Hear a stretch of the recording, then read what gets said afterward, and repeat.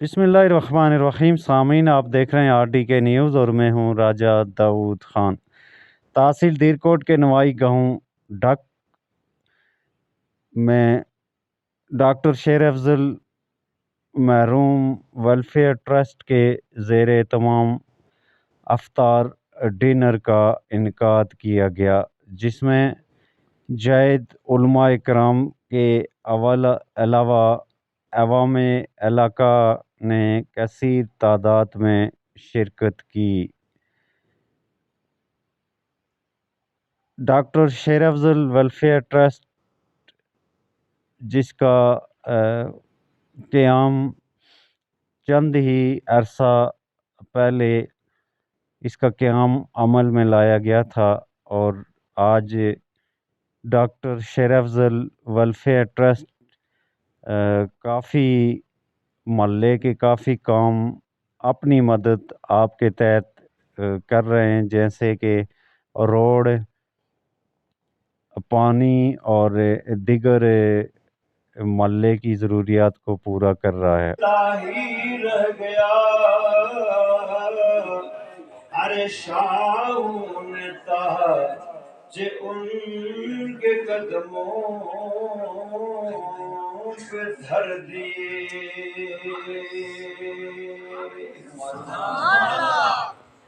آنکھیں دیکھو قدر والوں، یہ آنکھیں نہ ہوتی بصارت نہ ہوتی، یہ آنکھیں نہ ہوتی بصارت نہ ہوتی، اگر آقا تیری زیارت نہ ہوتی، یہ آنکھیں نہ ہوتی بصارت نہ ہوتی، جناب محمد صلی اللہ جناب محمد زباں پر نہ آتا، جناب محمد زباں پر نہ آتا، کسی کی زبان کی طہارت نہ ہوتی،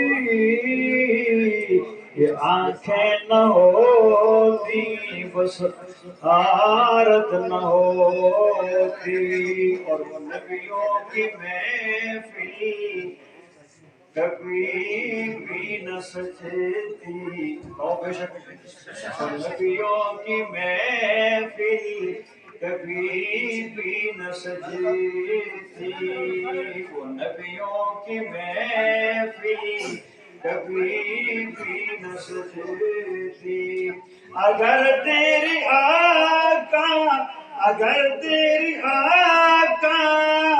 امامت نہ ہوتی، یہ آنکھیں نہ ہوتی بصارت نہ ہوتی، اور اس دیوانوں کو دیکھو جن کی ایمان والی نظریں کبھی پھر ہٹنا نہ پڑی، یسیتی کفارو گر دیوانے نہ ہوتے، یسیتی کفارو گر دیوانے نہ ہوتے، انہیں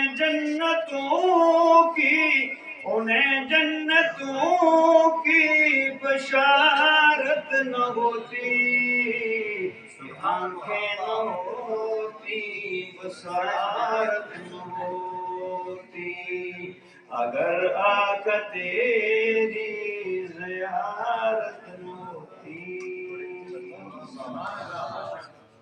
یہ ابھی قبولیت کا ٹائم ہے، اور جب ہماری افطاری کا پروگرام جاری ہوتا ہے، افطاری لگتی ہے، تو اس سے پہلے میں یہ انتظار کروں گا، آپ تھکے ہوئے ضرور تھے لیکن انشاءاللہ العزیز یہ قبولیت کا ٹائم ہے، اور اسی دوران جو عطا الامام حفیظ صاحب موجود ہیں تو میں ان سے التماس ہوں کہ اپنی خوبصورت آواز میں آپ چند اشعار پیش فرمائیں۔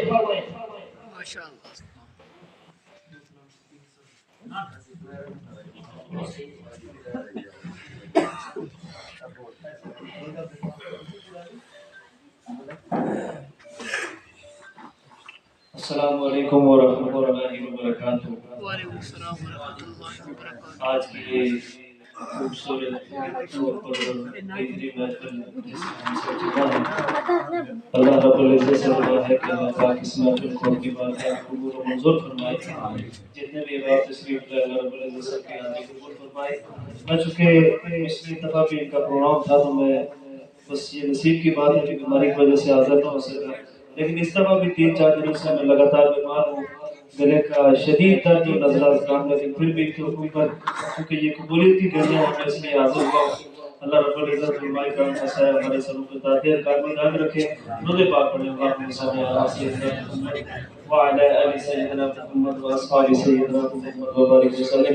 ایک دفعہ ذرا محبت سے سبحان اللہ سنا دیں۔ میں ایک قطعہ پڑھتا ہوں، پھر اس کے بعد تھوڑا دیر ذکر کریں گے انشاءاللہ۔ میرے مولا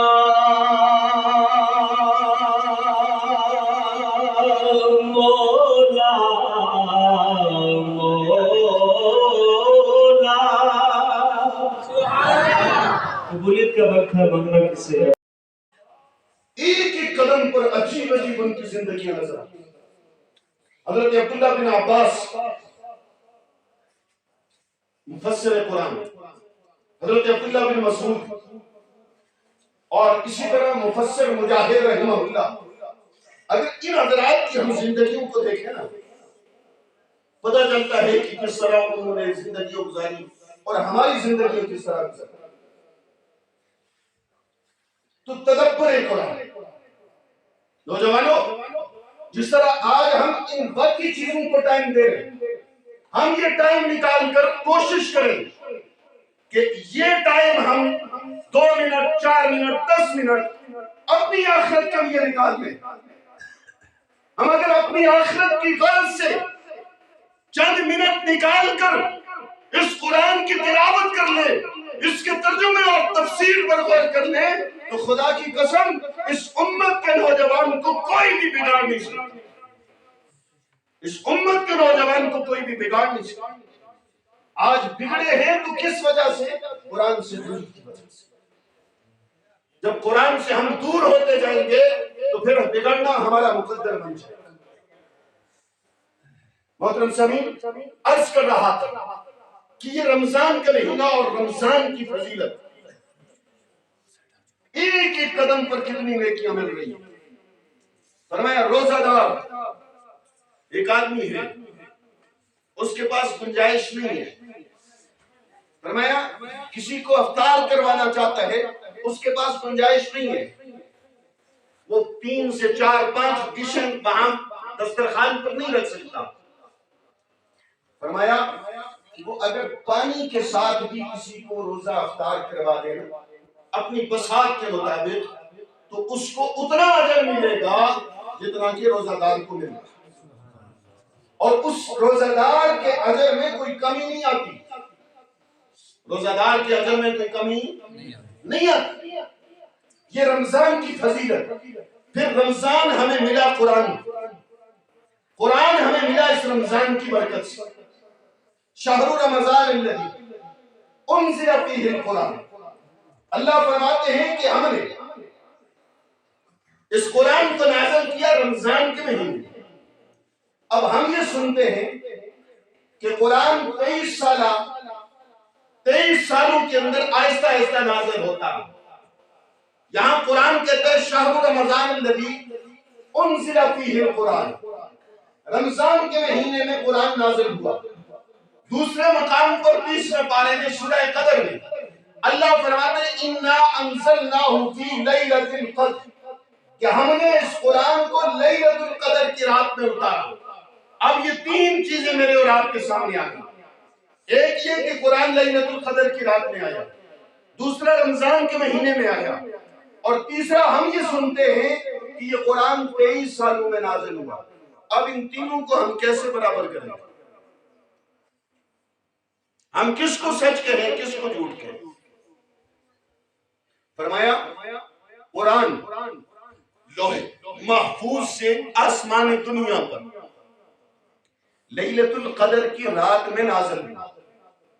لوح محفوظ سے آسمان دنیا پر لیلۃ القدر کی رات میں نازل ہوا۔ اور یہ لیلۃ القدر کی رات کب آتی ہے؟ رمضان میں. کب آتی ہے؟ رمضان میں، اور رمضان کے آخری عشرے میں. اب دو باتیں تو ہماری حل ہو. یہ لوح محفوظ سے آسمان دنیا پر لیلۃ القدر کی رات میں نازل کیا گیا پورے کا پورا، اور لیلۃ القدر رمضان کے مہینے میں ہے.